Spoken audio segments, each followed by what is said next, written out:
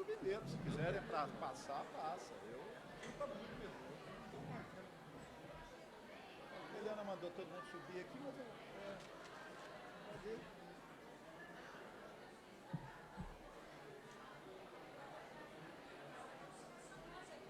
E o bar dela? Como é que você combinou com ele? Fala antes? Não, ele falou que ele quer assistir vocês. Ah, tá bom. Viu? Ô, Davi. Oi, mas vai chamá-lo depois, ou Eliana? Ele prefere. É?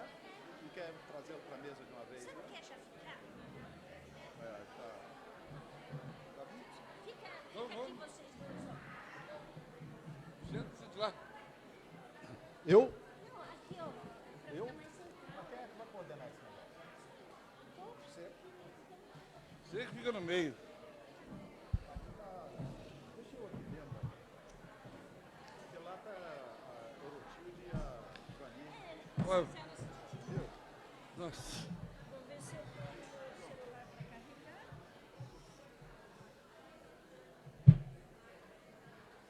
Vai, fala você primeiro, viu? Tá bom. Ó, eu vou Pode. falar antes, tá? Não, mas você teria que ficar. As meninas estão ali. Elas não querem subir, elas querem É, assistir. você de lá, Por ué. isso que eu queria que vocês ficassem pra cá. É. E a... Hã? Olha lá, ó. Peraí. Peraí. Pronto. Aí. Não, tira isso daqui. Ah, Ivaninho, já tá no Facebook, né, Ivan?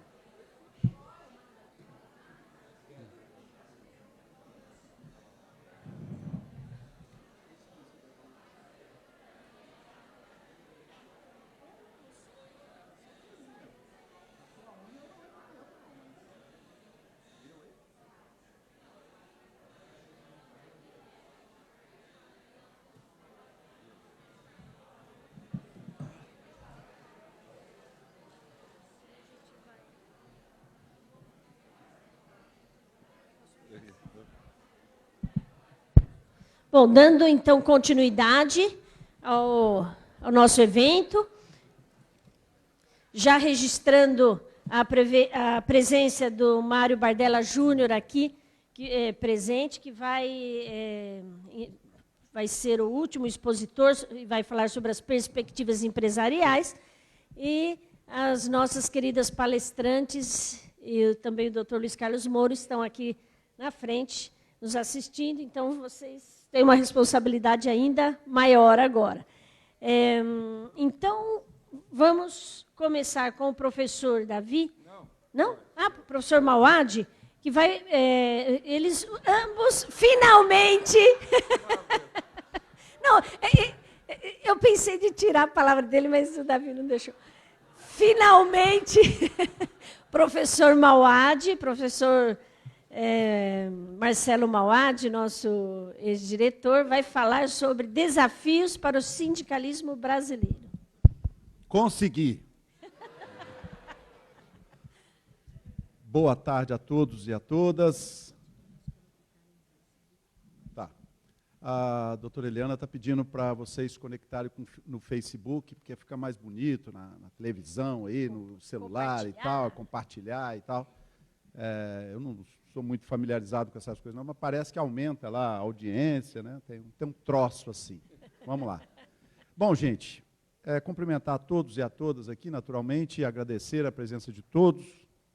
E, uma vez mais, a nossa imensa satisfação de um evento como esse, com uma presença maciça dos nossos estudantes, alunos, advogados, advogadas, ex-alunos, alguns até a gente aproveita sempre para matar a saudade, é sempre realmente um motivo de grande alegria, satisfação para todos nós.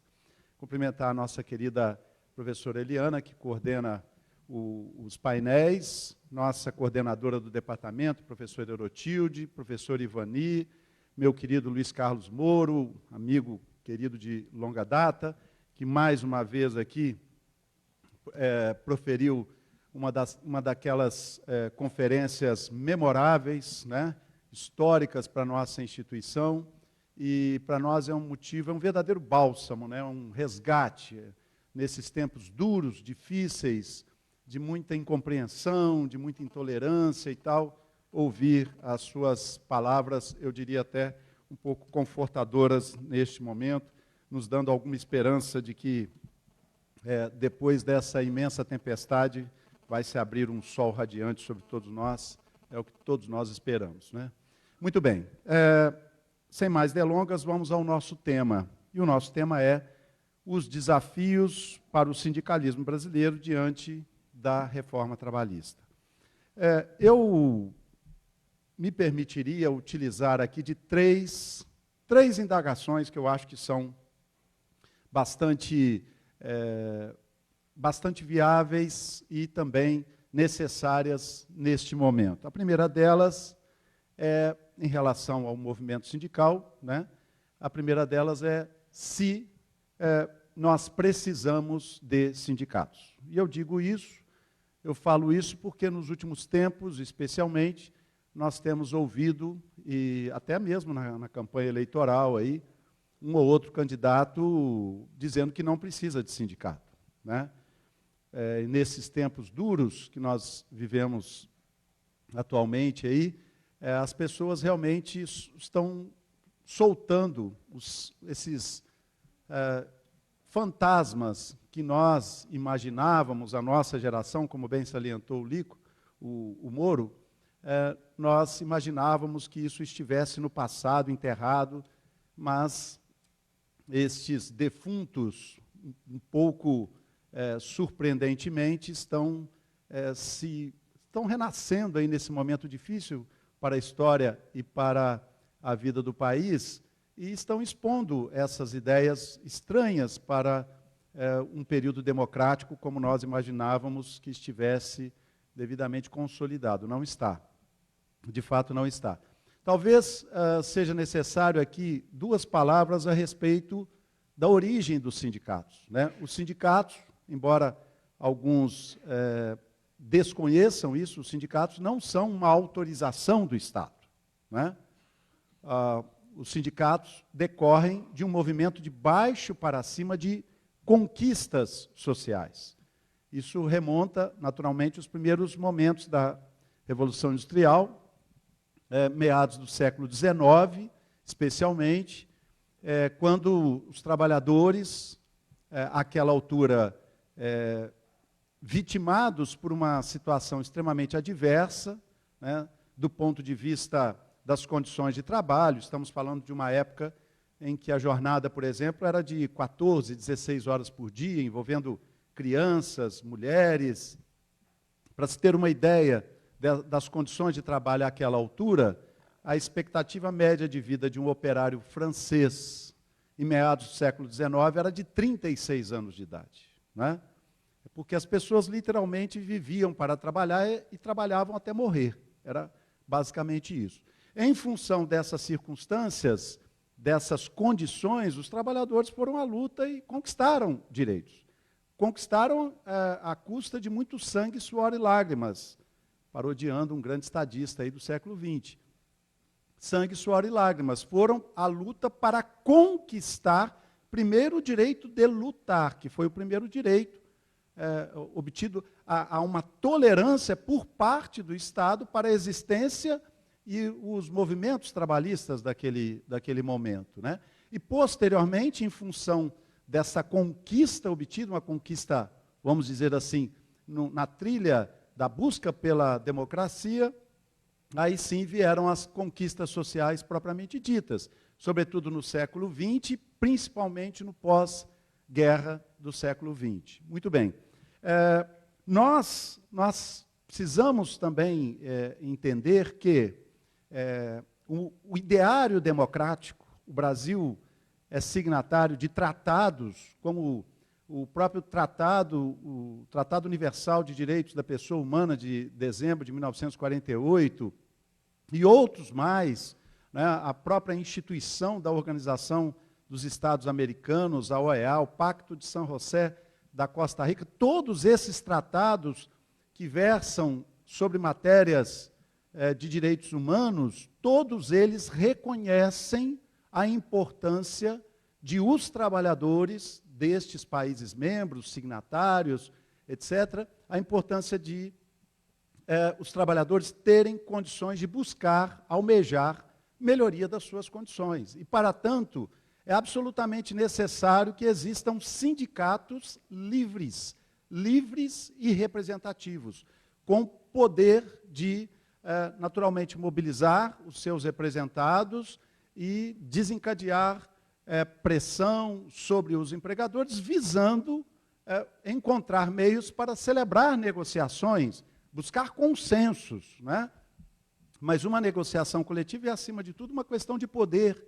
Né? O empregador detém o seu poder, e isso é reconhecido, né? É uma realidade. É preciso reconhecer também que os trabalhadores sozinhos, isolados, não têm poder algum, até porque, por definição legal, eles estão numa condição de subordinação em relação ao empregador, ao passo que, unidos, eles detêm uma força, e o objetivo disso o que é? É se valer dessa força para pressionar, para obter reivindicações e melhorias. Melhorias que não são apenas direitos sociais, direitos voltados exclusivamente aos trabalhadores, mas são melhorias que acabam se espraiando por toda a sociedade, por todo o mercado. Por esses dias se falou, se defendeu até o fim do 13º salário, o fim do adicional de férias, e o curioso é que o comércio e a indústria sobrevivem no segundo semestre graças ao 13º salário. Não é? Então, as pessoas esquecem disso, são bilhões e bilhões de reais que são injetados no segundo semestre para a indústria se preparar e o comércio também para vender para o mercado interno. O fim do 13º, ou das férias e tal, é interessante só para quem exporta.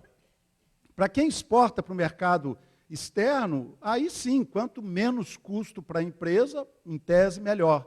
Mas quem se vale do mercado interno, evidentemente que esses direitos são absolutamente fundamentais até para se assegurar um mercado em melhores condições.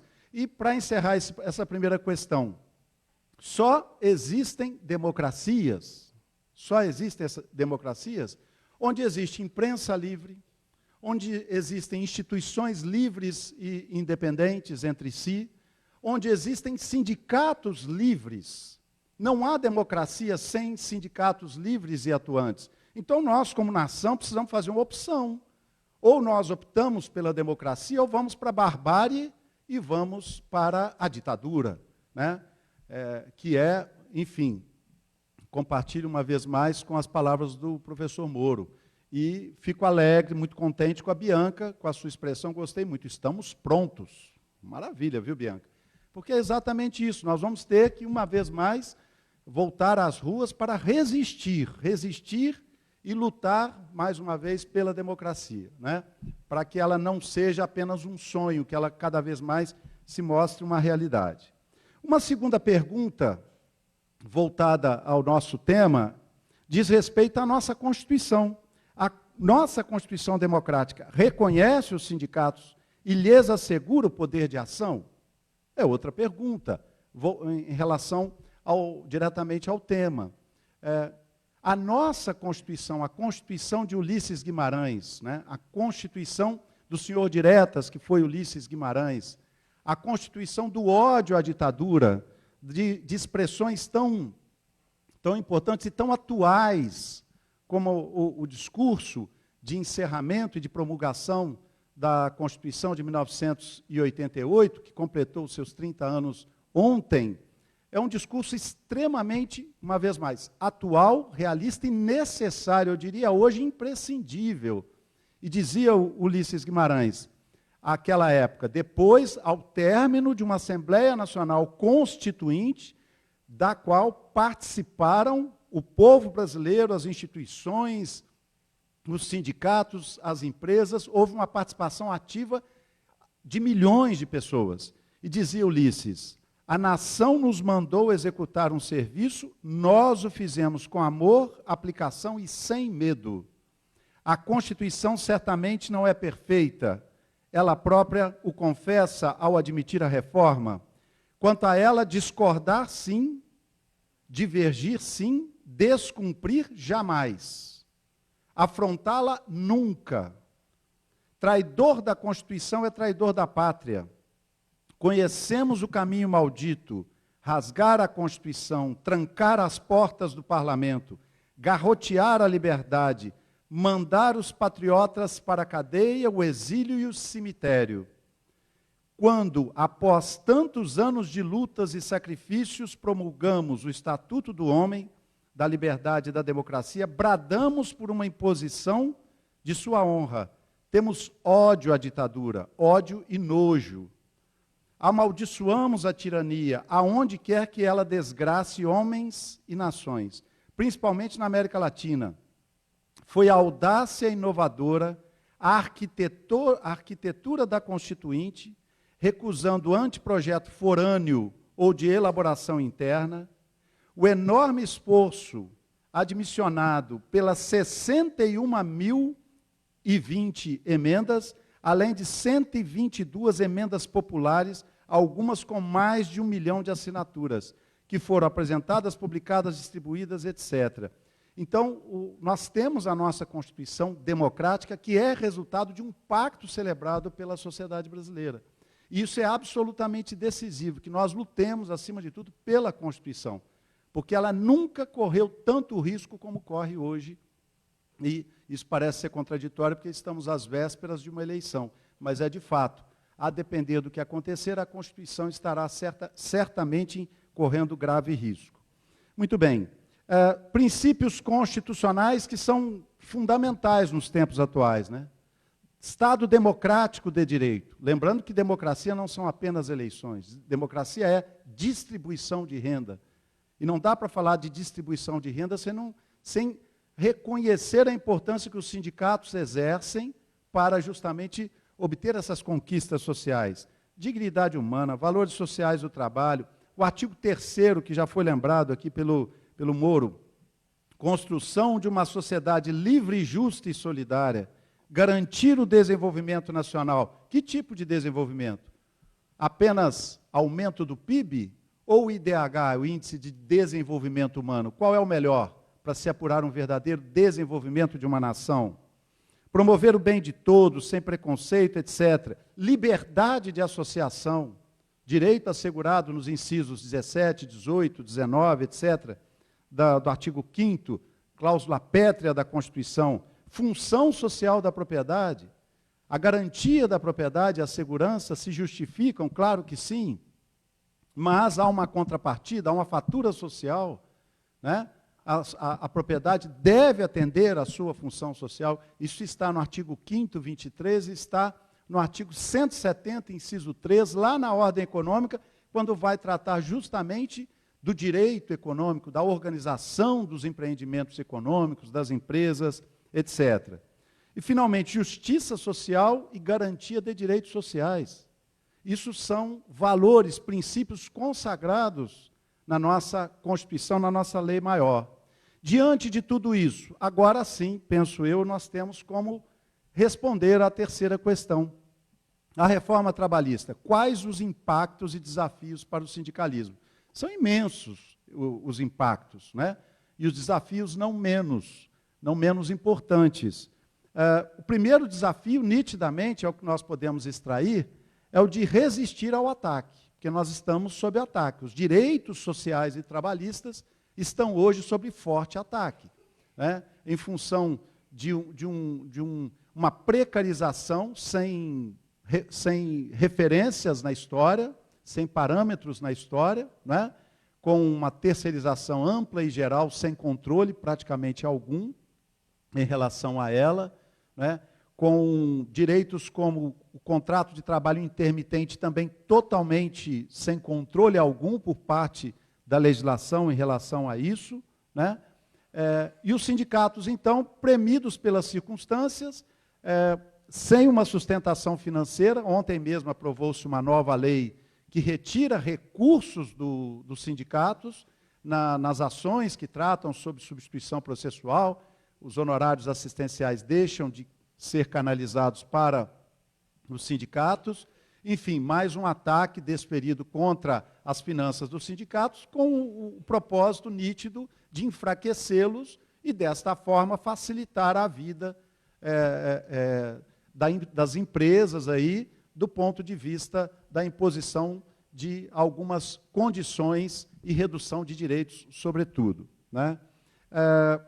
A resistência a esse ataque ela é fundamental para que nós possamos manter os sindicatos ativos e atuantes nos próximos anos. O curioso é que os sindicatos foram extremamente fragilizados do ponto de vista financeiro na sua atuação, né? Mas, por outro, há um propósito de se buscar o negociado a prevalecer sobre o legislado, né? Mas como negociado prevalecer sobre o legislado se os sindicatos estão frágeis, estão enfraquecidos, sem falar da conjuntura econômica, da crise que também joga os sindicatos na defensiva? É uma contradição, né? Além disso, aprimorar o segundo desafio para os sindicatos, além de resistir a este ataque, naturalmente, buscar uma unidade de ação.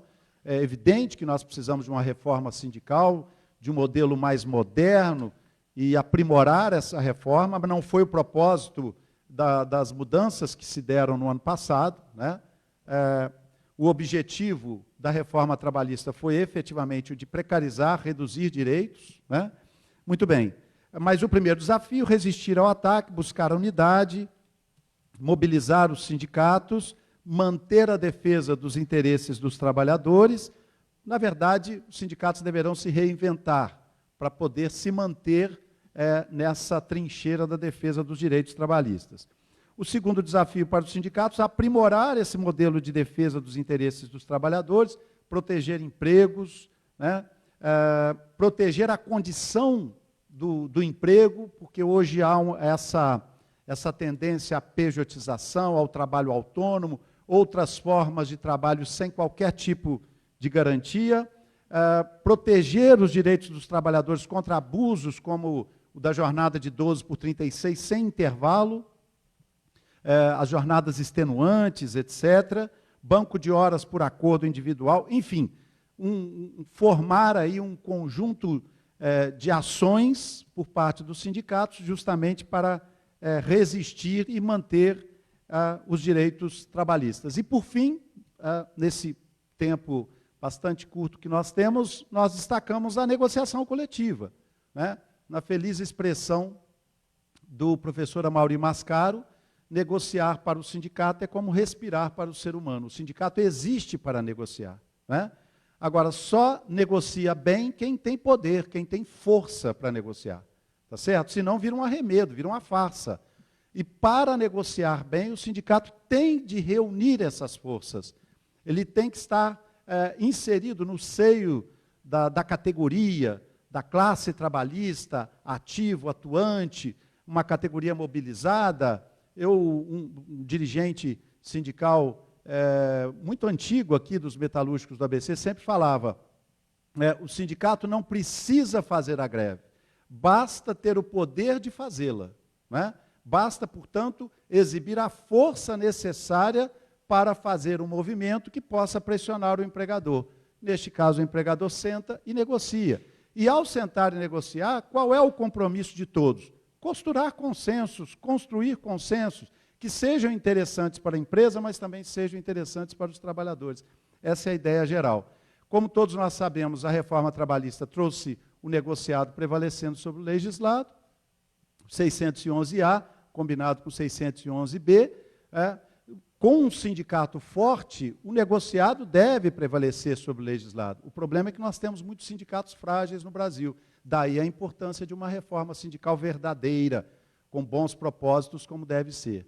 Enfim, são alguns dos tópicos que nós identificamos aqui como necessários, né, para uma análise mais aprofundada, o doravante, né, para este cenário futuro, mas eu não estou pessimista do ponto de vista da atuação dos sindicatos. Acho que essa mudança pode vir a surtir um efeito também positivo, desde que haja uma inteligência por parte dessas direções sindicais, sobretudo em busca de uma unidade maior.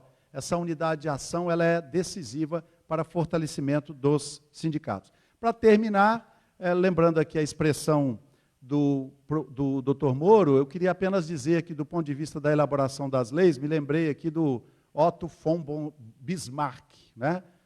grande estadista do final do século XIX da Alemanha, um dos defensores do sistema de seguridade estatal, né, de seguridade social nas mãos do Estado, e ele dizia, as leis e as salsichas é melhor que o povo não saiba como são feitas. Né? Bem alemão mesmo, né? Salsichas, aquele negócio. Enfim, porque é exatamente isso. Né? A maneira como as leis são produzidas nem sempre são reveláveis, vamos colocar nesses termos. Mas o fato é que nós temos hoje, particularmente, uma oportunidade histórica de tentar reverter tudo isso. Ok? Muito obrigado por enquanto, viu?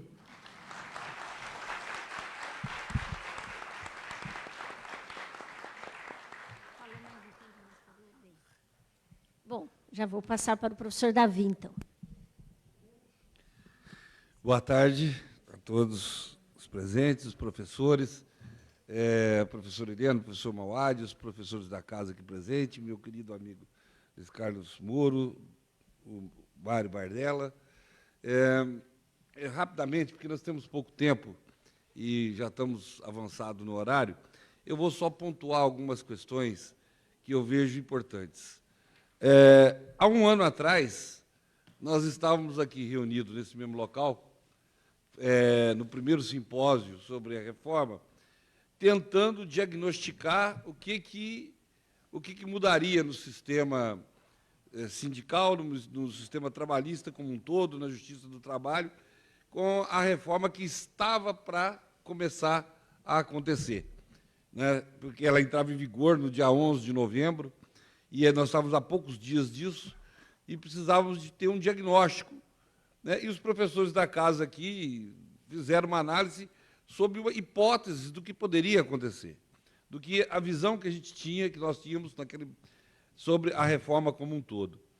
Hoje, cá estamos, com quase um ano já de vigência da nova lei, tentando entender o que pegou, o que não pegou, o que aconteceu, o que poderá melhorar, o que poderá não melhorar, né? E o que o trabalhador tem sofrido, ou jurisdicionado como um todo, as empresas também têm sofrido com isso.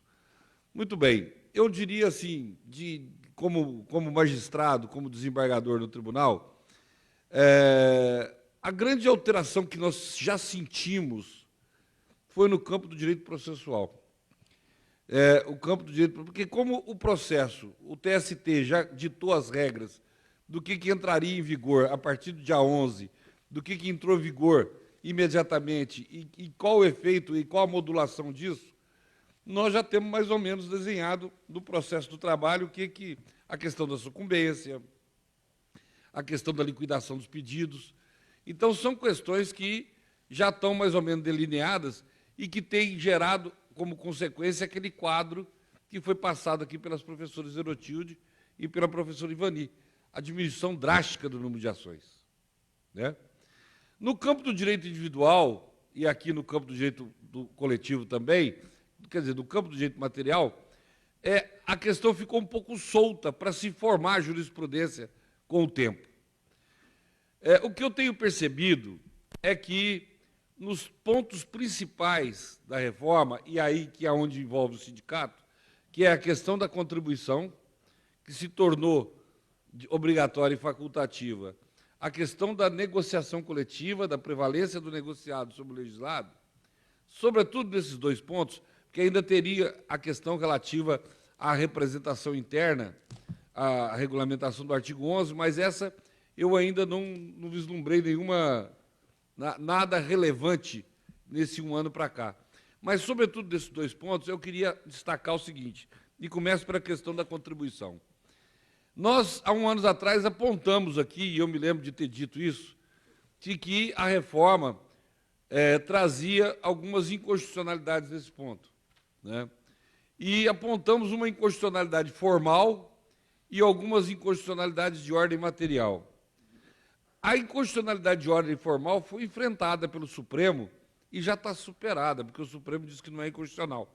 Então, não vamos nem tocar nela, que é a questão relativa a de que a contribuição só poderia ser alterada por lei complementar, porque a Constituição exige lei complementar.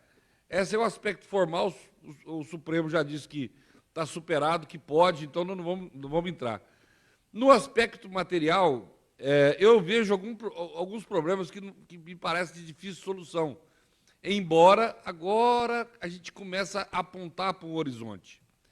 O principal deles é o seguinte: o sistema sindical brasileiro ele é baseado em 3 situações que formam um tripé que sustenta o sistema sindical, que é a unicidade da representação, a contribuição de caráter obrigatório e a representação da categoria.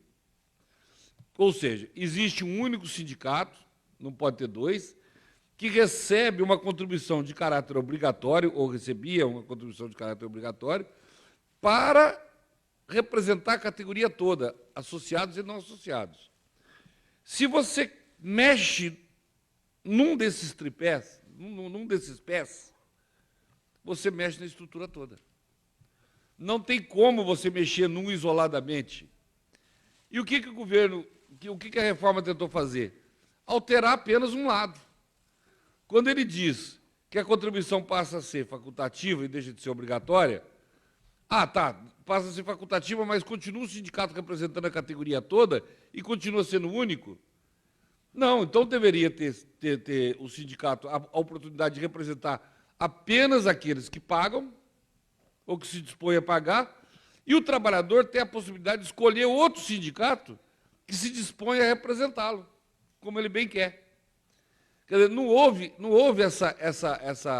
essa interlocução. Ao mexer num lado só da moeda, nós ficamos com a camisa manca. Porque, imagine os senhores a seguinte situação, é mais ou menos isso que está acontecendo. Um grupo de pessoas se reúne, né, forma um clube, uma associação, somos sócios, vamos formar um clube para nós, de repente começam outras pessoas a ser convidadas a entrar no clube, sem pagar e a frequentar o clube. Quem é associado vai falar assim: eu não quero isso. Eu pago para que eu possa ir no clube, não para as outras pessoas irem. Porque o que vai acontecer agora é isso. O sindicato passa a ser mantido por alguns que querem pagar, mas é obrigado a representar todo mundo. Isso não está correto. Isso não está certo. Então, por isso que me parece que há algumas situações que precisavam ser mexidas. Eu cheguei a defender, e venho defendendo, inclusive, que acho que o sindicato agora é legítimo poder querer representar apenas aqueles que se dispõem a manter, a sustentar o sindicato. Ninguém é obrigado a sustentar o sindicato, mas ele tem que saber que o sindicato vai existir para quem mantém o sindicato, né? E ele vai representar não mais a categoria, aqueles que mantêm. Mas nós temos encontrado algumas soluções diferenciadas, e isso por força de algumas experiências localizadas. O Ministério Público tem sido, inclusive, até muito importante nisso, que tem se disposto até a firmar termos de ajustamento de conduta, que é um caminho que a gente esperava que fosse acontecer no dia que terminasse a contribuição sindical obrigatória. Vamos esquecer dela e buscar uma contribuição baseada na negociação coletiva. A contribuição assistencial, como é hoje, mas até com uma denominação diferente, que é a contribuição negocial.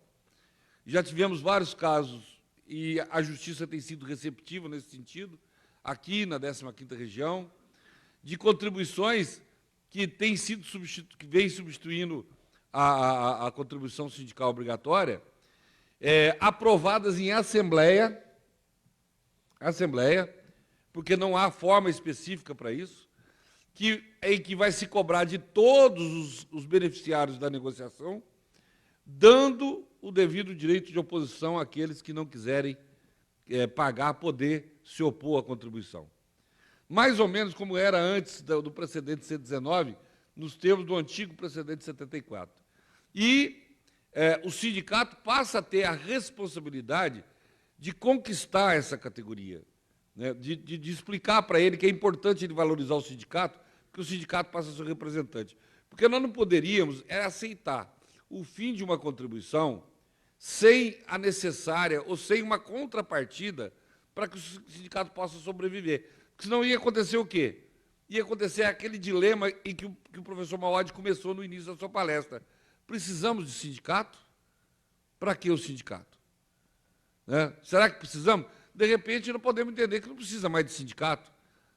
E alguém, o sindicato, o trabalhador vai ser representado por ele mesmo. Né? Será que é isso que nós queremos?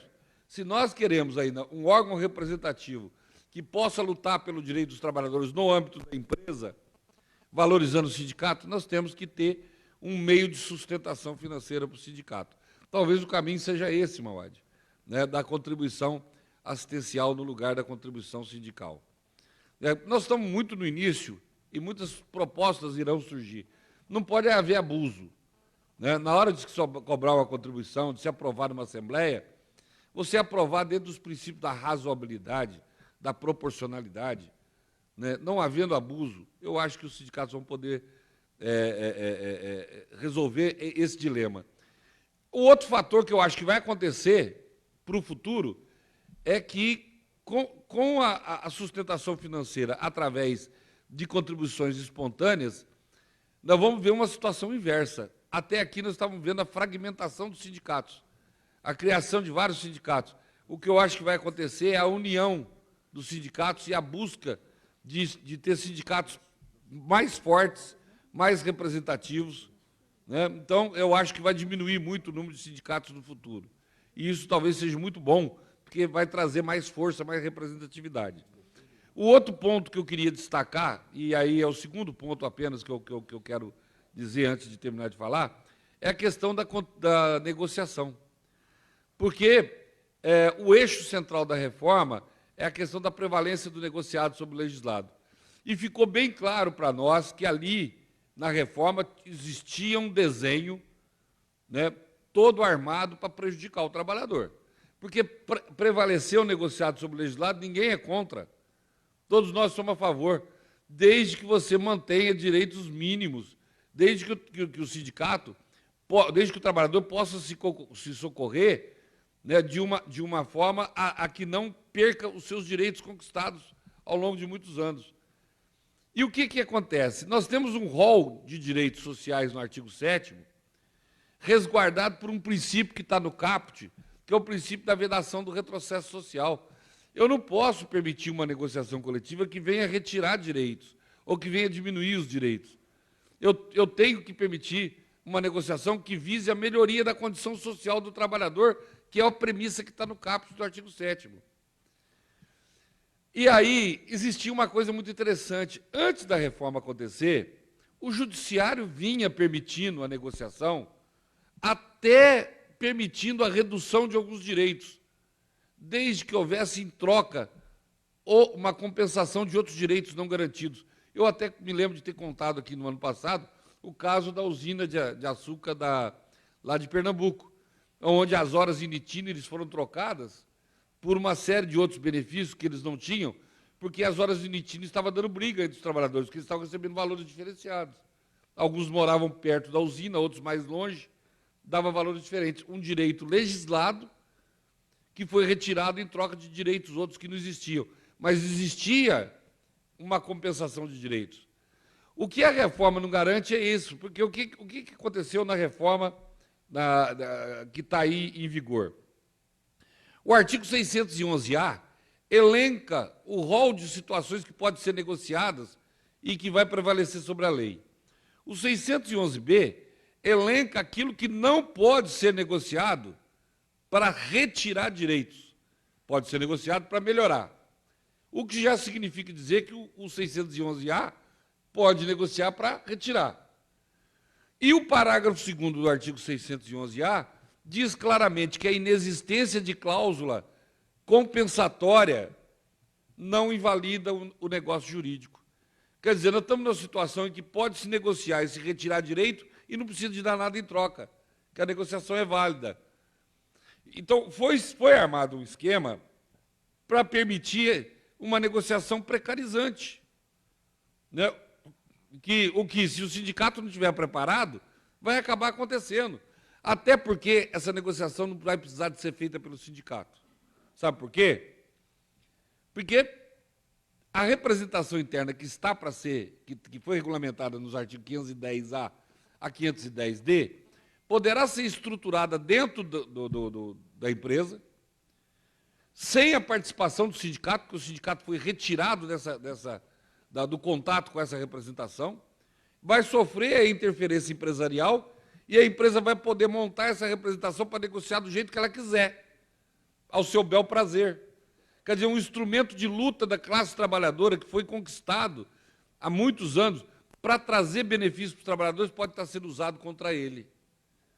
E qual é o risco? O risco é ainda maior na medida em que os acordos coletivos de trabalho agora vão prevalecer sobre a convenção, porque o artigo 620 foi alterado.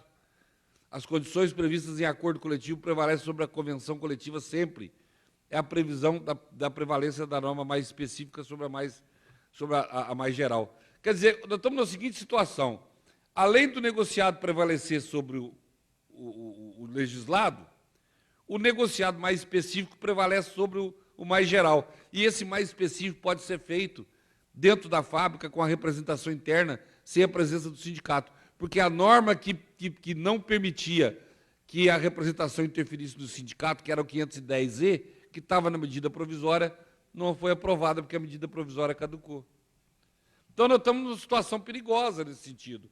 Se o sindicato não estiver preparado, a negociação vai ser feita contra o trabalhador, para retirar direito dele. Então, é isso que nós temos que nos preparar. É claro, mas aí o judiciário vai poder resguardar esse direito na medida em que o que foi inconstitucional, o judiciário não vai permitir. É verdade, o judiciário está aí para isso, né, para apontar o que é inconstitucional. Mas até o judiciário, a reforma tentou calar. Quando colocou o parágrafo 3º do artigo 8º da CLT, que diz que a Justiça do Trabalho deve pouco interferir na autonomia privada coletiva, observando apenas o artigo 207 e 206 do Código Civil. Quer dizer, a Justiça deve observar os aspectos formais, legitimidade de quem negocia, se o objeto é lícito e se a forma prescrita em lei foi observada. Então, os sindicatos têm que estar atentos, Mauad. E, encerrando a minha fala, eu queria só dizer o seguinte: a Justiça do Trabalho tem atuado, na medida do possível, ainda nessa proteção do trabalhador, para evitar que a reforma venha trazer prejuízos para ele. Né?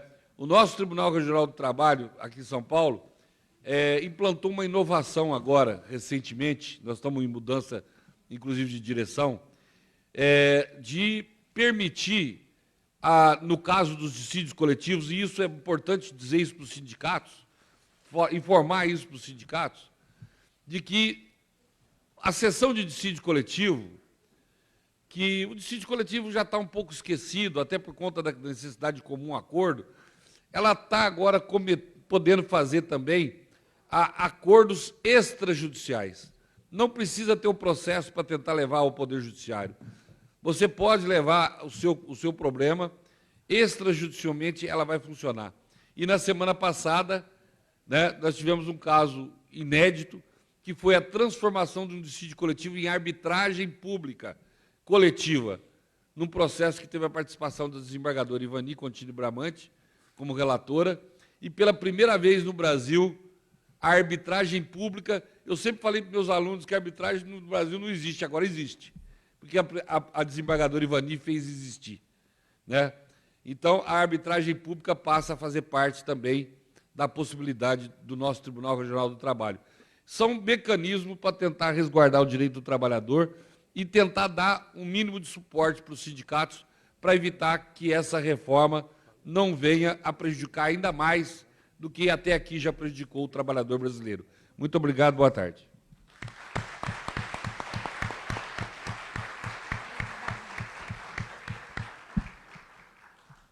Gostaria de ressaltar aqui a presença da doutora Milene Ramos. Ela é juíza diretora lá do Fórum da Zona Sul e veio hoje aqui dar uma aula no nosso curso de pós-graduação em Direito das Diversidades e Inclusão Social, inclusive um tema muito pertinente, não é, sobre a inclusão da população negra no mercado de trabalho. Então, seja muito bem-vinda, nos honra muito a sua presença aqui agora. Obrigada. Mas...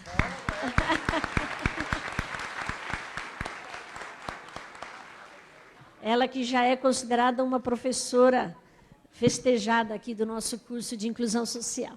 Não é? Então, sinta-se em casa, viu, professora? Bom, gente, perguntas, provocações, críticas ao professor Mauad, à exposição do professor Mauad e do professor Davi. Alguém gostaria de usar da palavra? Sintam-se à vontade. Todos concordaram, então?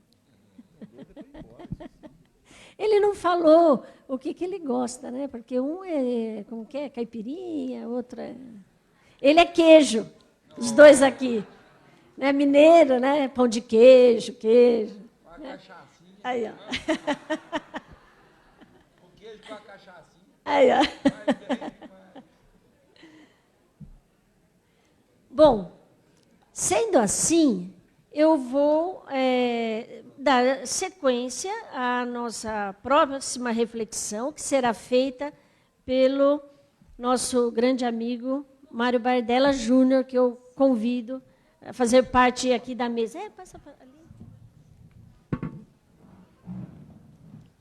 Fica aqui, Mauro.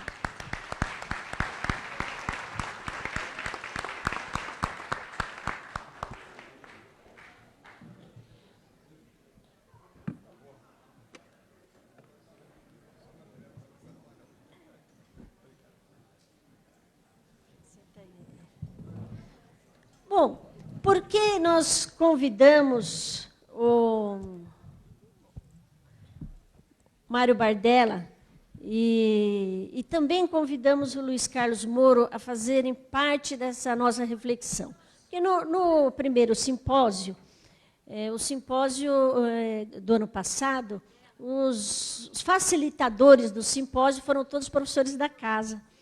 E nós entendemos que seria muito importante, neste segundo momento, trazer pessoas de fora, com uma visão, não é, fora dos nossos muros, para que isso pudesse enriquecer a reflexão crítica da reforma trabalhista. Por isso, trouxemos Luiz Carlos Moro como advogado e convidamos o Mário Bardella, que não é advogado.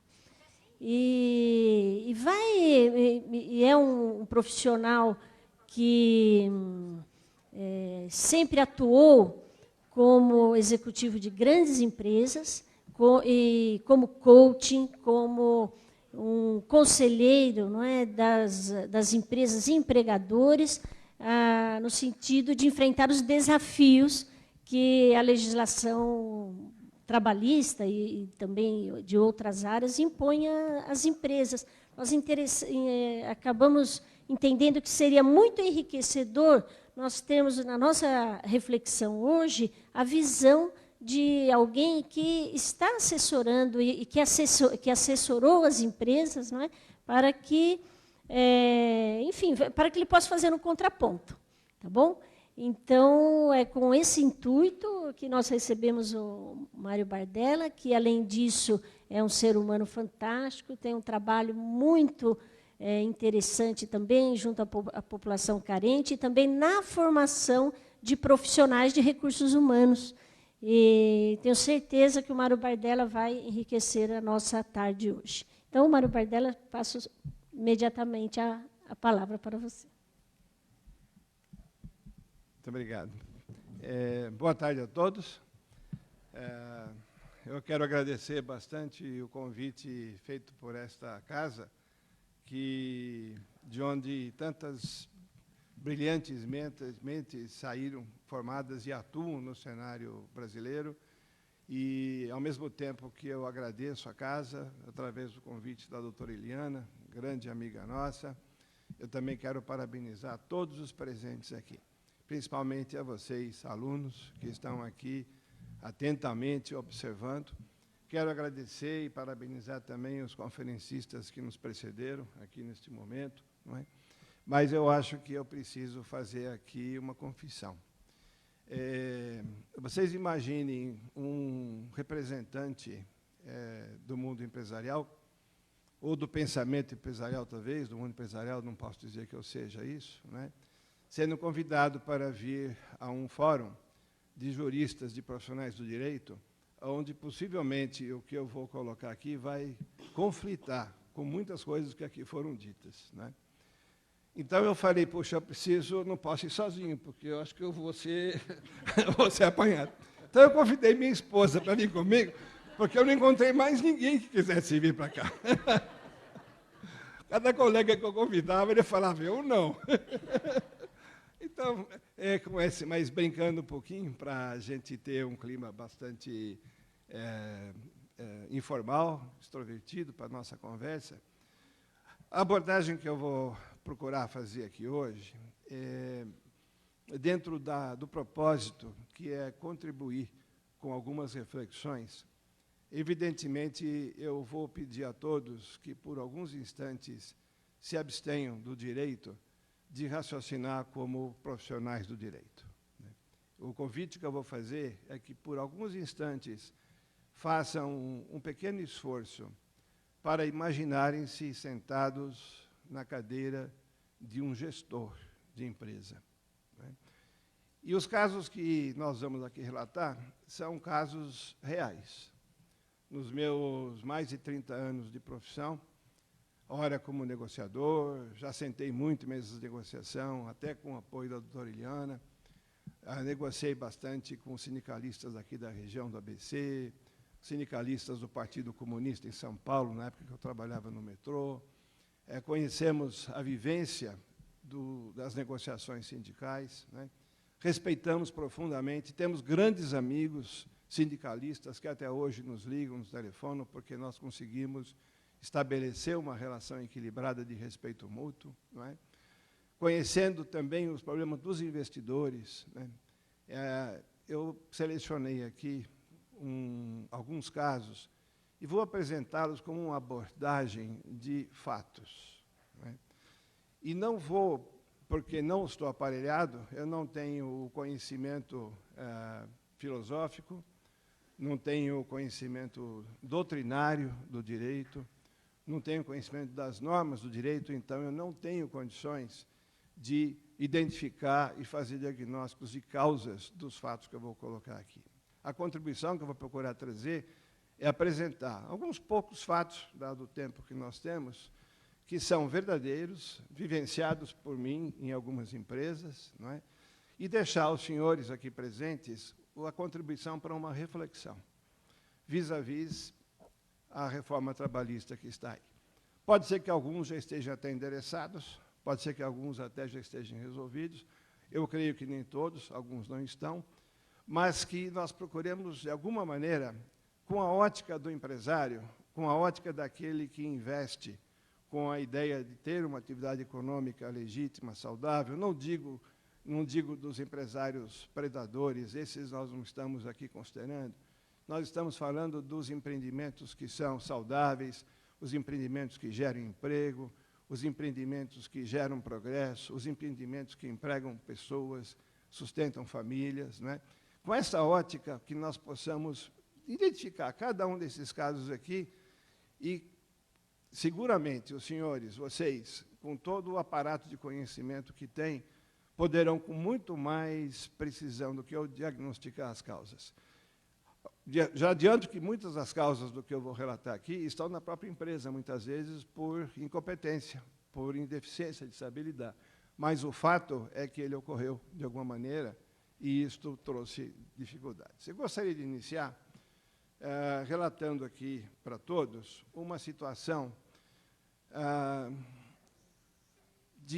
na condição de um gestor que precisava justificar para o investidor estrangeiro, que era um investidor estrangeiro em vários países da América Latina, o que acontecia com o Brasil.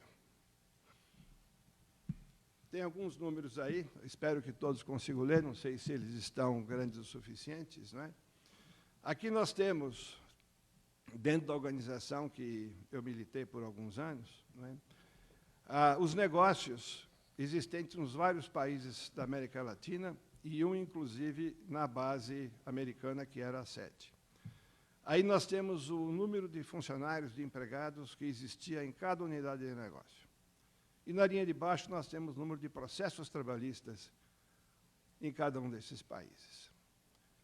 A proposta que eu faço aqui é de nós refletirmos, né? Por que acontece isso com o nosso país? São dados reais, dados que eu produzi quando eu estava na empresa. Tá certo? Então, às vezes nós nos contextualizamos, ficamos imersos no nosso país, nos nossos limites, e às vezes nós esquecemos de abrir um pouquinho a perspectiva para a realidade dos negócios em termos globais, em termos mundiais. Não é? Qual que é a decorrência dessa situação? 85% dos processos trabalhistas estavam no Brasil.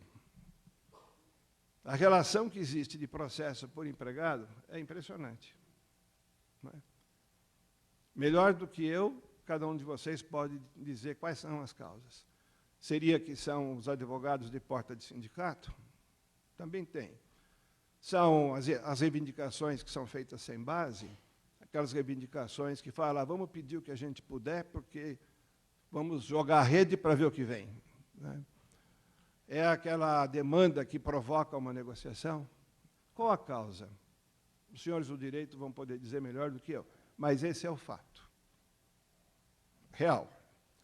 E o que decorre desse fato? Qual a consequência desse fato? Tivemos que tomar uma decisão de aonde colocar uma fábrica nova com 5 mil empregados. Aonde é que vocês acham que foi investido? Quem falou México? Levanta a mão. Foi para o México. Foi para o México. Este é fato número 1. Fato número 2. Fato real. Uma empresa de logística brasileira tem capital estrangeiro também. É uma sociedade anônima, tem alguns fundos de investimento que participam, embora o capital majoritário seja de investidores locais. Houve uma situação em que houve uma fusão de subsidiárias de empresas que foram adquiridas, né, uma aquisição que gerou uma fusão, vamos assim dizer, de todas as operações. Os controles, quando você faz um processo desse tipo de fusões, se misturam. Há empresas que têm controles bons, há empresas que não têm controles bons, e essa fusão gerou uma infinidade, eu diria mais de 400 processos trabalhistas. E eu peguei um deles. Como eu assessoro essa empresa, eu pedi a lista de todos os processos e fiz o que todo gestor costuma fazer. Vamos fazer uma análise Pareto. Para quem estudou matemática, sabe o que é um Pareto. Né? Vamos listar todos os processos por ordem decrescente de demanda.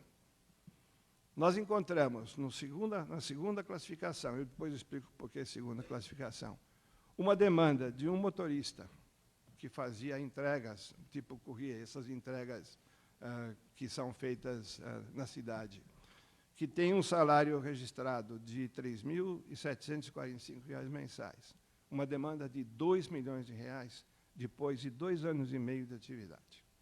Foi admitido em dezembro de 2006 e demitido em junho de 2009. 2 anos e meio de atividade. Os advogados atuaram, evidentemente, felizmente conseguiram mitigar o processo, mas, mesmo assim, está hoje em execução um valor de quase R$ 800 mil de indenização para um funcionário que ganhava R$ 3.745. Vocês estão na cadeira do gestor, não é? Vocês não estão pensando com o advogado aqui por um minuto. Evidentemente que teve descontrole aqui, não vamos esquecer isso. Não é? Se nós formos analisar, eu até digo o que aconteceu. O que aconteceu é de que, além do salário, esses funcionários, eles eram terceirizados, tá certo? E eles recebiam uma importância para poder financiar o veículo que eles trabalhavam. Né? E, na hora que foi feita a demanda, a demanda foi feita considerando a importância para financiar o veículo como se salário fosse. Né? E vocês podem imaginar daí para frente. Então, a questão professor Davi usou uma expressão que eu gostei muito aqui, que é o princípio da razoabilidade. Estou aprendendo, professor, né?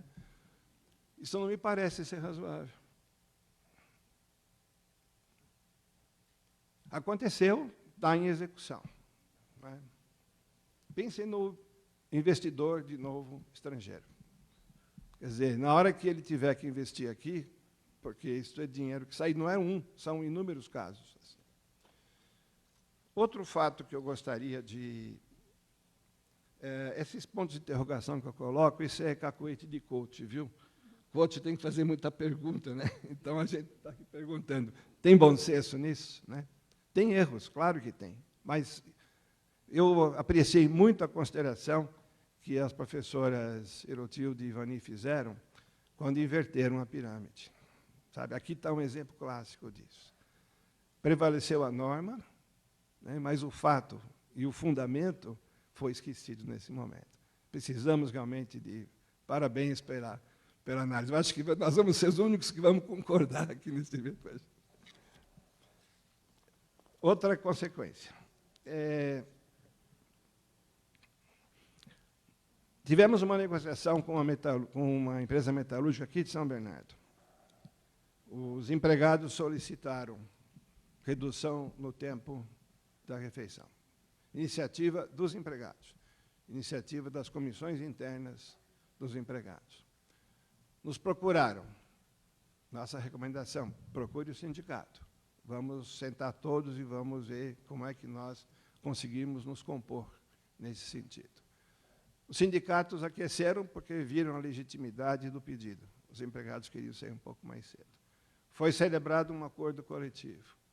Houve o cuidado do acordo coletivo ser feito após uma assembleia com os empregados. Né? Foi implementado o acordo. Depois de algum tempo, o oficial de trabalho, o fiscal do trabalho, chega na empresa e multa a empresa, atua a empresa, manda a empresa desfazer tudo, multa a empresa porque aquilo contrariava uma norma. Não é?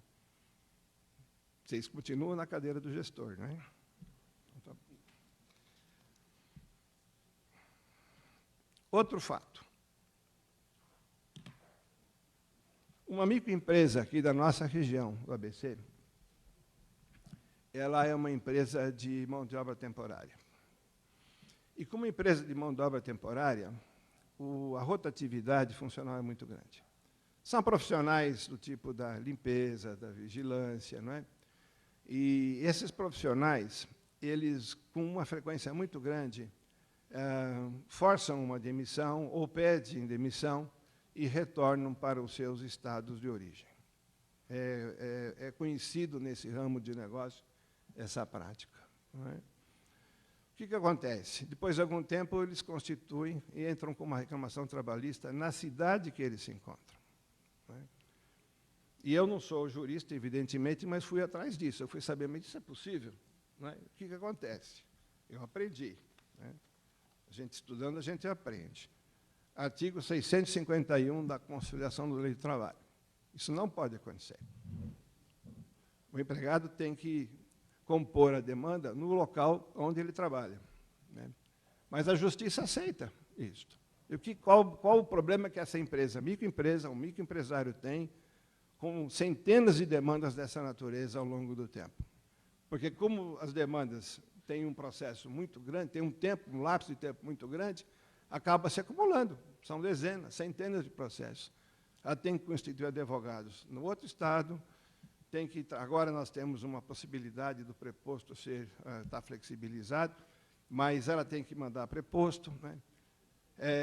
Então, a pergunta é, mas a CLT diz que não pode, mas a justiça aceita? Como é que fica o empresário numa situação dessa? Né? Evidentemente, eu estou aqui trazendo fatos reais para uma contribuição. Né? Eu sei que estou sendo um pouco provocativo, e é proposital, né? Para que nós possamos refletir em algumas coisas que eu tive a oportunidade de ouvir aqui de muito bom grado, né? que é essa questão do equilíbrio que existe numa atividade econômica saudável entre direitos e deveres. Não é? Como empresário, sentando-se na cadeira de empresário, em muitos momentos nós percebemos que todo o risco do empreendimento, todo o risco do negócio está de um lado. E, de outro lado, quer se eximir do risco. Aqueles que já sentaram aqui nas mesas de negociação para discutir, por exemplo, participação de resultados, eu participei de várias, a doutora Eliana nos assessorou em muitas delas, né? A dificuldade que nós tínhamos para justificar, explicar para os empregados que participação de resultado significa dividir resultado de fato, não significa um bônus adicional, não significa um direito adicional, foi muito grande. E há empresas que até hoje não conseguiram isso. Não é? Porque existe aquela sensação de que eu tenho esse direito, e esse direito está conquistado, muito justamente, eu concordo com a questão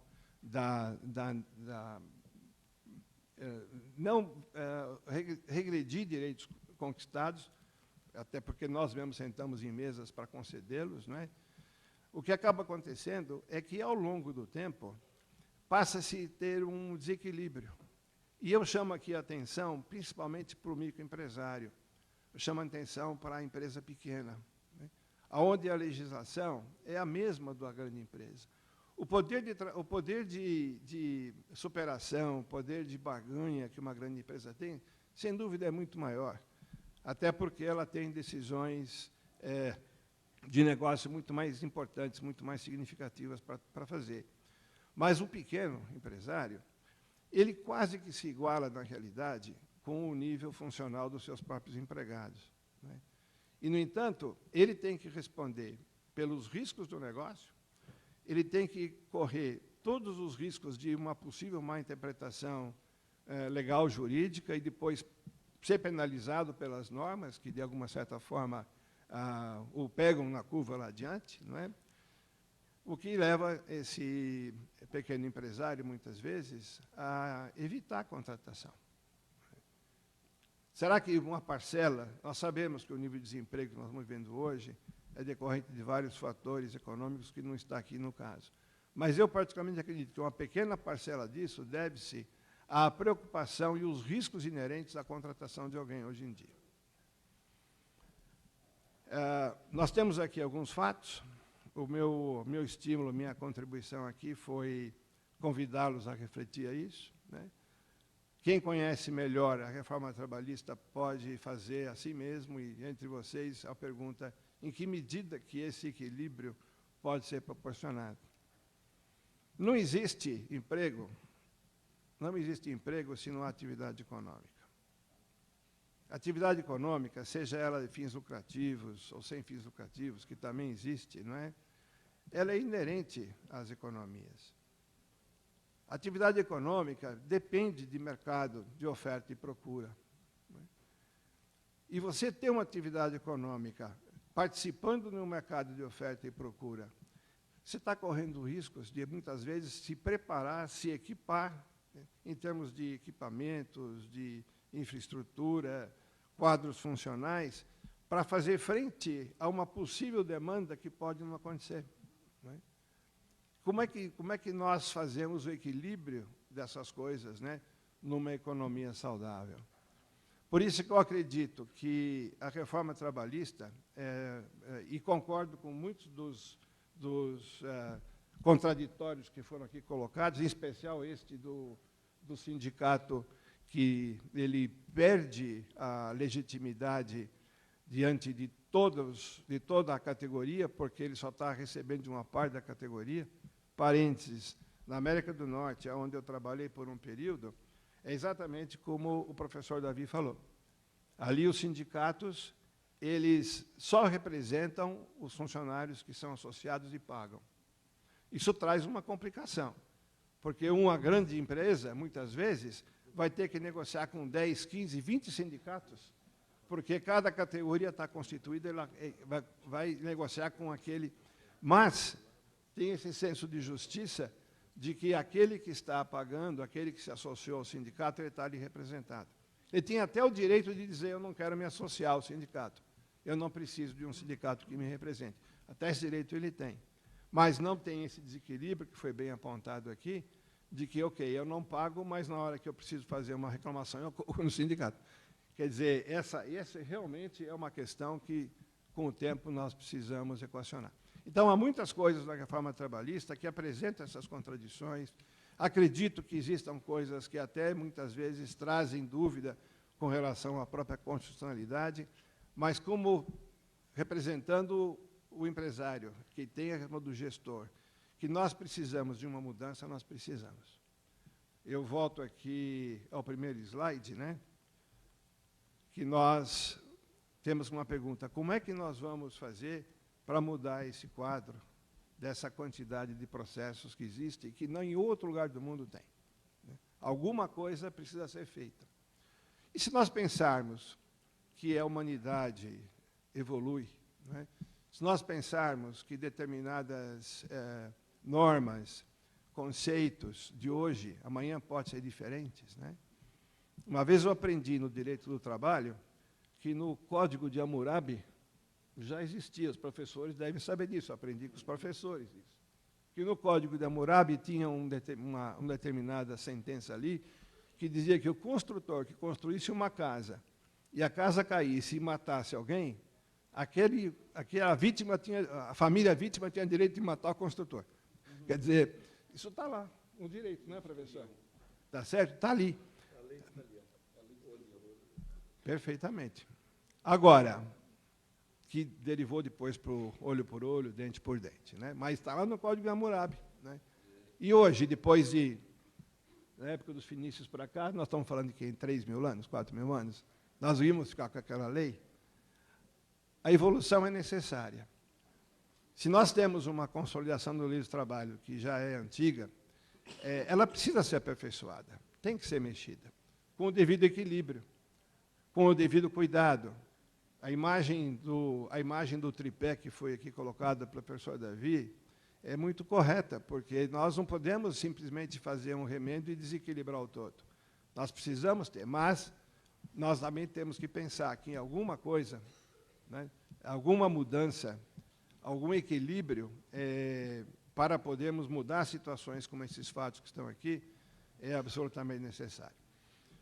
Muito bem, correndo o risco de eu sair daqui e apanhar de alguém, eu quero concluir por aqui, deixando essas provocações para a gente pensar. Eu trouxe aqui a perspectiva da empresa, que é o que foi solicitado, não é? E respeito profundamente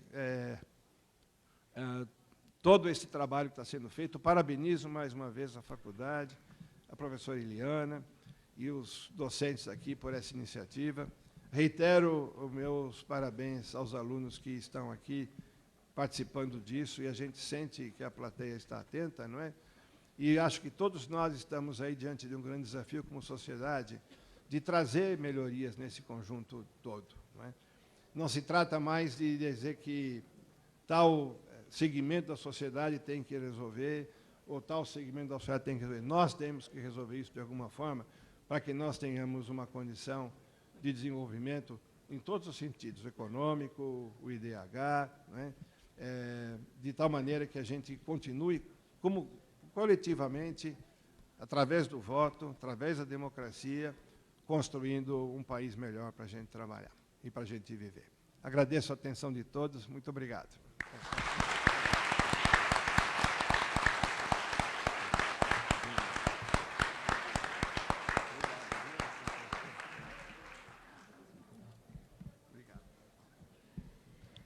Bom, gostaria de parabenizar a coragem do Mário Bardella de falar tudo o que ele falou no ambiente da nossa faculdade, que não é, existe assim, um senso comum que a nossa faculdade é uma faculdade de vanguarda no que diz respeito ao direito do trabalho e num viés social, num viés do trabalhador. E eu gostaria de não deixar o Mário Bardella sozinho, não é? E acrescentar aquilo que ele disse, pelo menos 2 experiências que eu acompanhei como advogada de empresa. Eu sou consultora de empresas, como o Luiz Carlos Moro também, e muitos falam assim, nossa, a professora Eliana, mas assim, ela é desse jeito, como que pode, né? E, na verdade, o nosso trabalho, o meu trabalho, é um trabalho de consultoria preventiva, quer dizer, eu oriento as empresas para que não caiam nas armadilhas da legislação e também que não pratiquem condutas que possam vir a criar passivos trabalhistas, não é? E uma vez nós fizemos esse acordo coletivo que o Mário Bardella citou, do intervalo entre a jornada aqui em São Bernardo, foi feito num período em que que o próprio Ministério do Trabalho regulamentou, dizendo, olha, sindicatos e empresas, vocês mesmos podem fazer o acordo coletivo para diminuir, reduzir o intervalo entre a jornada, não precisa da autorização do Ministério do Trabalho. Não é? Lembra que teve um... Pois é, isso gerou para essa empresa, que na época, quantos empregados? Os 1.200 empregados, gerou mais ou menos 500 processos pleiteando indenização de redução do intervalo entre a jornada. Os trabalhadores, eles fizeram uso dessa redução, porque era um desejo dos trabalhadores, né? Mas depois que o fiscal disse, não, o Ministério do Trabalho autorizou, mas a lei não autoriza, então esse acordo ele é ilegal, eu vou autuar. Quando isso se espalhou na categoria, um advogado, não é, que era um funcionário da empresa, que estudou direito, se formou, ele pegou essa fatia de mercado e todo mundo que saía da empresa, ele ligava e dizia, não quer entrar com ação para pedir intervalo entre a jornada? Não é? E 500 ações. E os sindicatos metalúrgicos, que foi quem assinou esse acordo, se negava a entrar com essas ações. Né? Nós temos que fazer justiça. Quando o trabalhador ia buscar o sindicato para entrar com essa ação, o sindicato dizia, não, esse acordo é legítimo. Foi feito por interesse dos trabalhadores. Né? Então, esse é um testemunho que eu dou nessa situação. Uma outra foi em Suzano. Nós fizemos um acordo coletivo, eu assessorei um acordo coletivo de flexibilização dos minutos de entrada, não é? de entrada e saída da empresa, né? Flexibilização da tolerância do início da jornada e do final da jornada. Bom, aconteceu a mesma coisa. Não é? Aí alguém, um advogado também que se formou lá na empresa, começou a entrar com ação, várias ações, e aí o sindicato dessa categoria, lá de Suzano, ele resolveu entrar com as ações. Ele viu o filão e falou, opa, vamos entrar nós. Então, o sindicato entrou com ação coletiva contra a empresa, questionando o acordo que ele assinou. Vocês imaginem isso? Não é? Em primeira instância, o juiz acolheu eu defendi a empresa nessa ação, acolheu o nosso argumento que o sindicato era ilegítimo. Ele não tinha legitimidade para questionar um acordo que ele mesmo assinou. E foi acolhido em primeira instância, foi acolhido no tribunal. Não é? Então, assim, esse é o lado que muitas vezes nós, na nossa cátedra, não é? Acabamos não mostrando, embora eu sempre conte, não é? Casos de empregados, estou sempre contando, mas a gente acaba não, assim, acaba não prevalecendo, não é?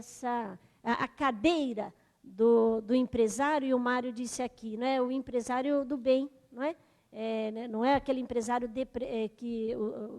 aquele predador, não é? Bom, então eu gostaria de saber, vocês gostariam de fazer perguntas, questionamentos, críticas ou elogios à exposição aqui do Mário Bardella? Mas antes disso, eu gostaria, por uma questão de igualdade de gênero nos eventos jurídicos, convidar a professora Ivani novamente, professor Herô, para compor a mesa, porque está uma mulher e 3 homens aqui.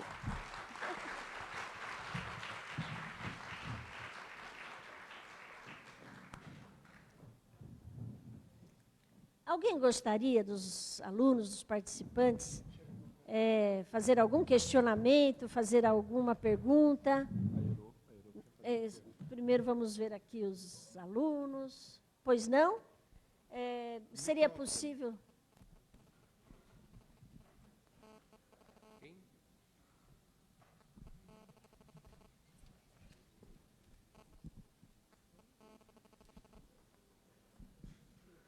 Boa tarde, professora. Meu nome é Elizabeth. Boa tarde, doutor Mário. Muito corajoso, senhor, né? Mas também muito elucidativo os números que o senhor deixa na tela para a gente. Há de se pensar. Estamos com 12 milhões de desempregados. Como é que vamos atrair investimentos para o país?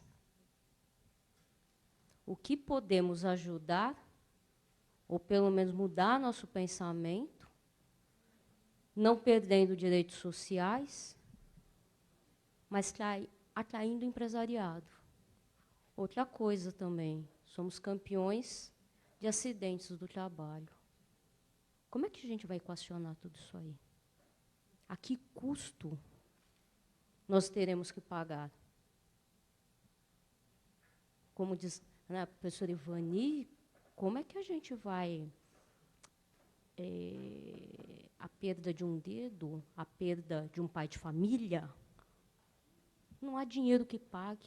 Você perdeu uma mãe. Como é que a gente vai equacionar tudo isso aí? Né? Eu gostaria de escutar o senhor. Como é que vamos atrair investimentos para que tenhamos empregos, para que os pais de família consigam trabalhar e sustentar seus filhos? Evidentemente, seu nome mesmo é? Elizabeth. Elizabeth, obrigado pela pergunta, pela consideração. Eu diria que se esta única pergunta for única feita, eu estou voltando para casa já satisfeito pela provocação e o que está resultando desse debate e alto nível de ideias que nós estamos aqui. Com relação à geração de emprego, eu diria que nós temos fatores mais relevantes do que a questão da relação trabalho. Não há dúvida que a questão dos desenvolvimentos, as políticas nacionais de desenvolvimento, muitas vezes as concessões que são feitas, né, tudo tem custo. Né, é conhecida a expressão de que não existe almoço grátis. Não é? Eu relato aqui para vocês uma experiência que eu tive na Venezuela, quando nós estávamos ali gerenciando uma unidade da Venezuela, estava na minha gestão de recursos humanos, e o que nós percebemos é de que as concessões que estavam sendo trazidas para o povo venezuelano eram totalmente descabidas. Se tem alguém aqui que viveu ali, conhece lá, pode me ajudar a dar os números, né? Mas ali o combustível era praticamente dado gratuitamente, era coisa de 50 centavos por litro de combustível, que era dado para a população inteira. O que aconteceu? As ruas, né, os viários da Venezuela ficou todo atravancado, porque ninguém comprava fusquinha. Todo mundo comprava carros que consumiam, porque era grátis. Não é? Queria pintar a sua casa, a tinta era grátis, não é? Porque vinha do derivado do petróleo. Então, essas concessões todas, seguramente, estão no DNA do problema que a Venezuela tem hoje. Por quê? Porque o dinheiro tem que sair de algum lugar.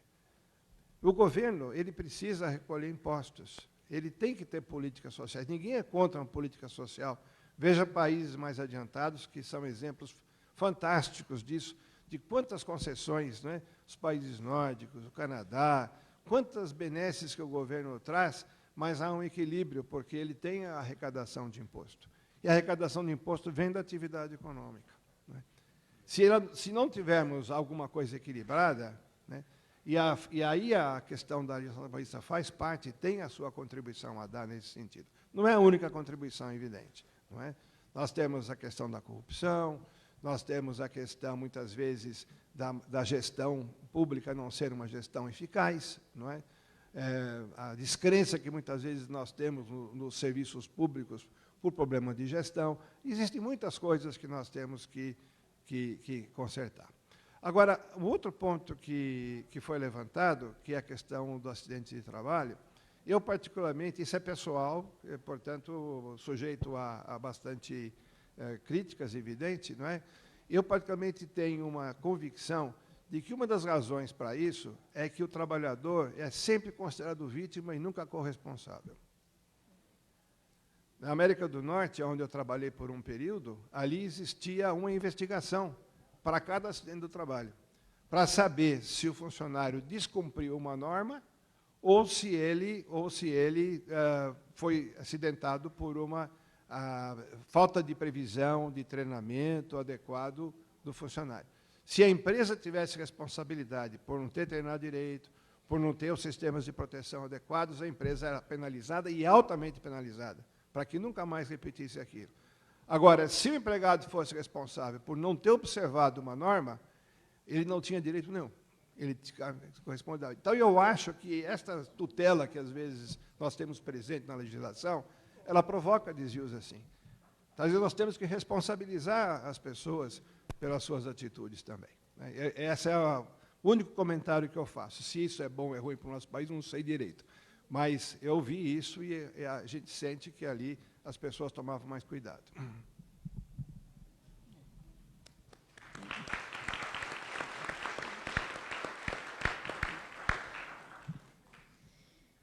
Mais alguém? Algum corajoso? Cadê?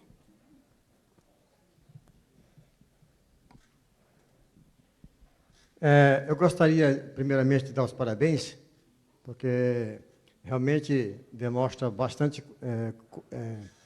coragem, né, de vir aqui com esse tema tal, interessante. Todavia, eu gostaria de dizer que nós, como profissionais do direito, eu sou advogado, e eu tenho me deparado com uma situação como esta, que o senhor colocou aí. A pessoa vai para outro estado e sai daqui de São Paulo, vai para outro estado e abre lá, mesmo não sabendo que... Porque a lei serve para cá e é a mesma de lá.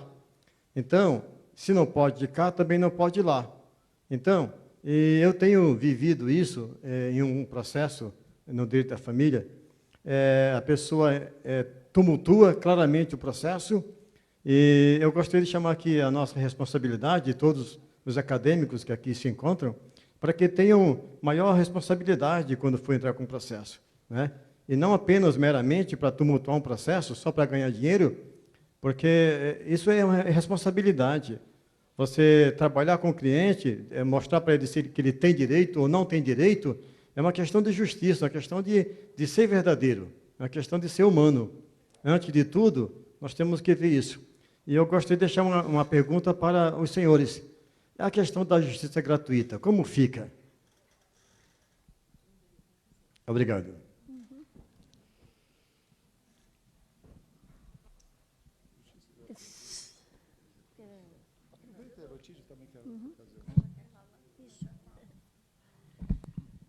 Bom, tem ação direta de inconstitucionalidade.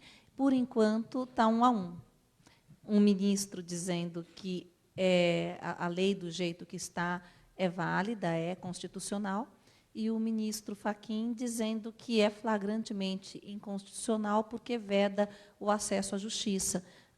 Na minha opinião, veda efetivamente o acesso à justiça e o princípio da igualdade. No cível, eu tenho justiça gratuita efetivamente integral. Na trabalhista, eu sou um cidadão de segunda categoria. Se eu sou um cidadão, vou procurar a justiça no cível e tenho a justiça gratuita no cível, lá eu a obtenho integralmente. Se eu venho no seu trabalho, se eu sou um trabalhador, pelo fato de ser trabalhador, eu tenho menos direitos. E aí, aproveitando fazer o uso do microfone, eu adoro números, adoro matemática, os meus alunos sabem disso. Aliás, eu gosto de muitas coisas, eles também sabem disso. E analisar os números, adoro isso. Adoro analisar os números. Flórida, Estados Unidos, 72 ações. A gente pega uma, lembram do ano passado? Vamos pegar aquela uma do ano passado? Um motorista do Uber entrou com uma ação na Flórida. postulando vínculo de emprego. O juiz Edward Chen transformou essa ação, que era individual, numa ação coletiva. Até a última vez que eu olhei, 2016, estava em... Você lembra, Leandro? Acho que em 350 mil trabalhadores ingressaram nessa ação coletiva.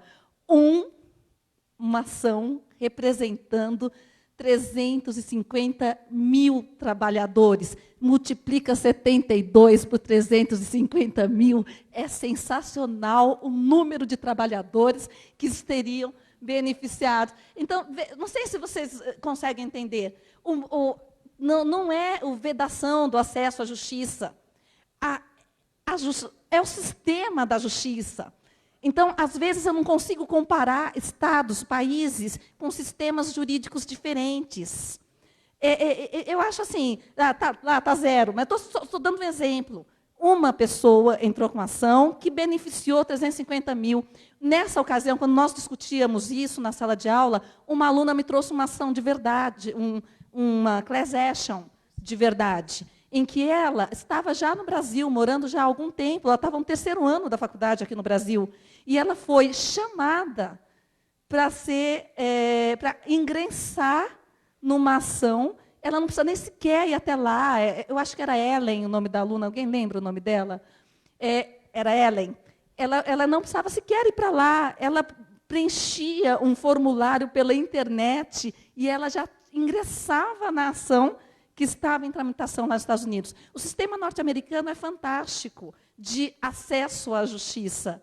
Então, assim, adoro os números, concordo com o nosso palestrante de que tem que haver incentivos à formação de empresas, porque vejo empresários e empregados como parceiros. A minha tese de doutorado ela é de 2006. Eu falava sobre gestão compartilhada. Eu falava que trabalhadores e empregadores não podem se ver como inimigos, são parceiros. E, então, o empregado não pode olhar para a empresa com maus olhos, mas a empresa também não pode olhar como trabalhador como um mero insumo da sua produção.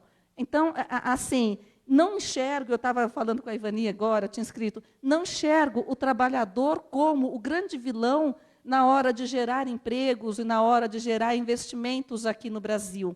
O grande vilão é a questão tributária no país. E tem também, toda vez que eu falo sobre reforma trabalhista, eu falo desse meu amigo, que é brasileiro, estudou aqui na faculdade, estudou na FEI, e que optou por engenharia, tem várias empresas no Brasil, e se mudou para Portugal. Ele fala da questão tributária, que aqui no Brasil, o impossível do Brasil não é o empregado. O impossível no Brasil é a tributação. Então, a reforma que, a meu ver, tinha que ter sido feita não é nem reforma trabalhista, nem reforma de seguridade, talvez não essa que estão pretendendo fazer, mas o grande problema é a questão tributária, a meu ver. E vedar o acesso do trabalhador ao Poder Judiciário não acho que seja o ideal. Eu acho que o ideal é como nos Estados Unidos, todo mundo tem acesso. Né? Se a empresa fizer tudo certinho, até porque, conforme os números que nós vimos, estatísticos, o que o trabalhador está postulando são verbas rescisórias. Porque aqui no Brasil, o que a pessoa vira para a pessoa e fala, busque seus direitos.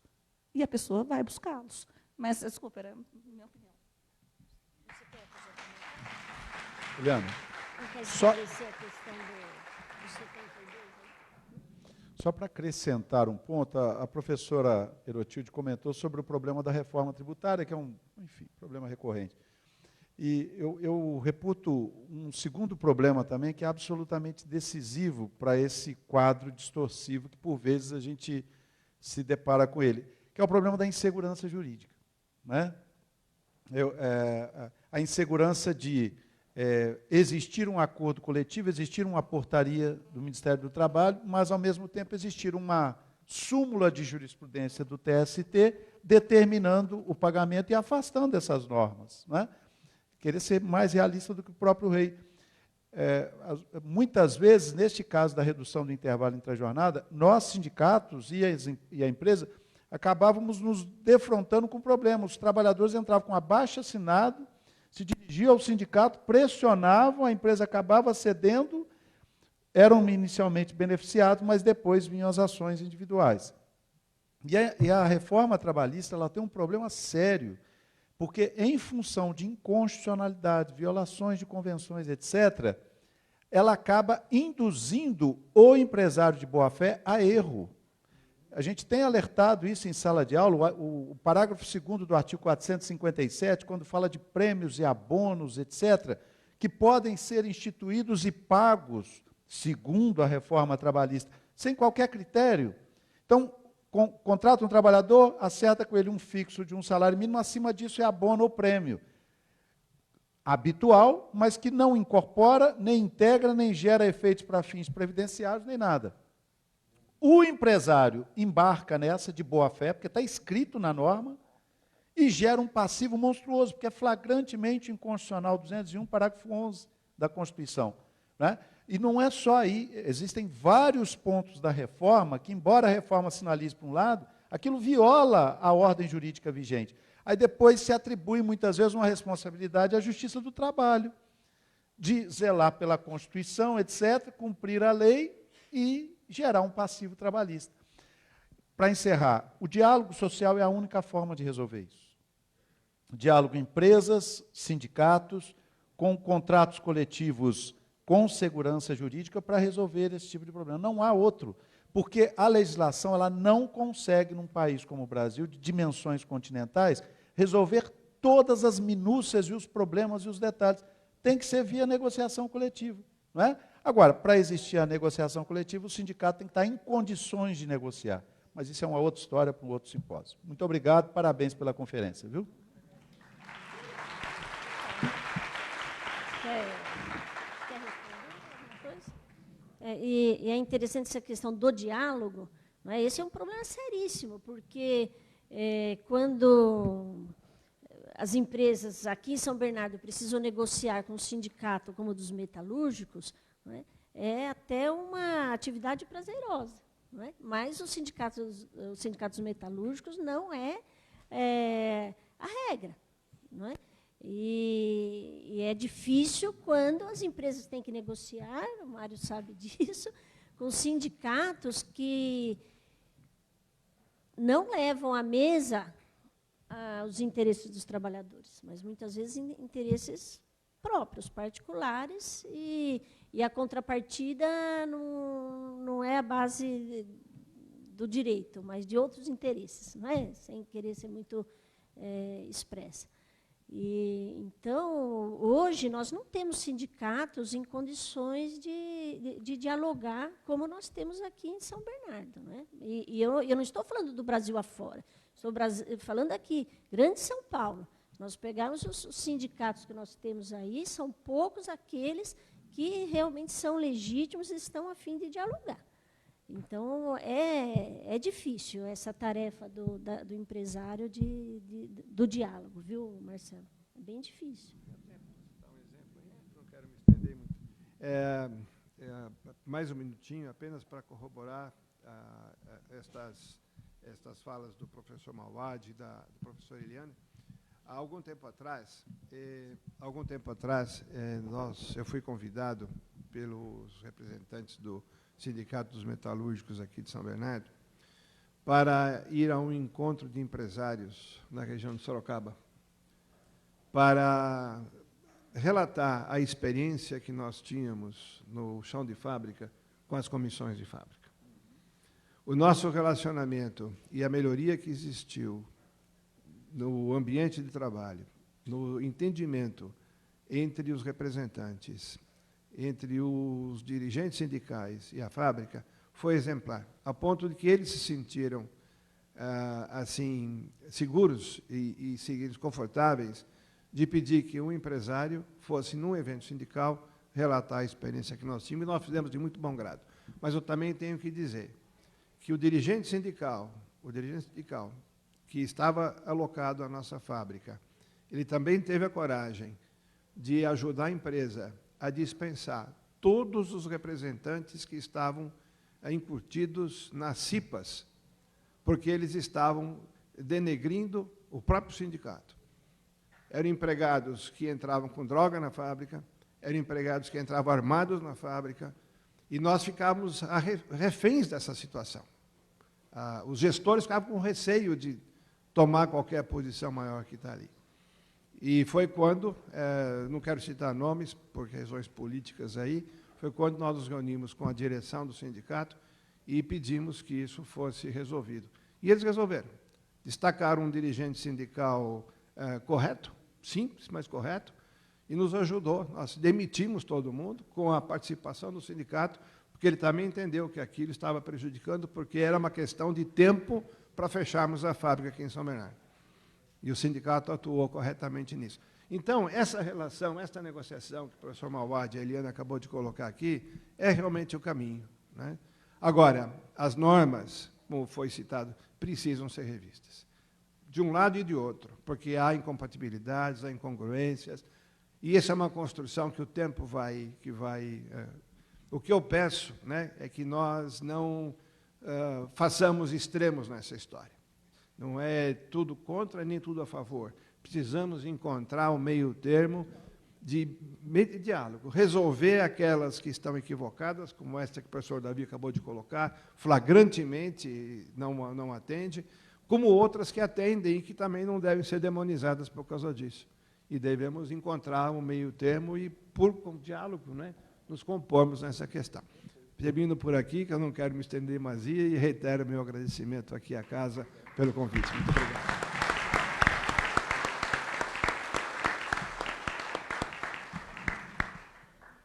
Bom, se mais ninguém desejar fazer uso da palavra, eu vou já proceder ao encerramento deste evento, que foi um evento, mais uma vez, riquíssimo, e que eu considero, com a participação do Mário Bardella aqui, hoje, foi assim também um exemplo de como não se resolve as coisas com o discurso do ódio, não é? Nós temos que buscar o diálogo, a convivência com o diferente, a convivência com